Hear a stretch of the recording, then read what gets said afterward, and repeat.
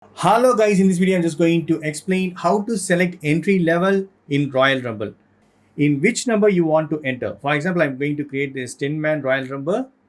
So here the first player. So already he have connected 4 local multiplayer. So here we need to choose the player. Example, I'm going to choose Ric Flair. Okay. Once the player is selected, give confirm. So here you can see this entry order. So you need to choose according to that. If you want to appear on last or even ninth or between any number 1 to 10, you can choose that.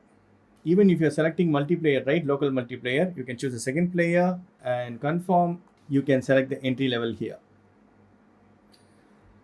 So I'm going to add the third player. Then I'm going to add the third one.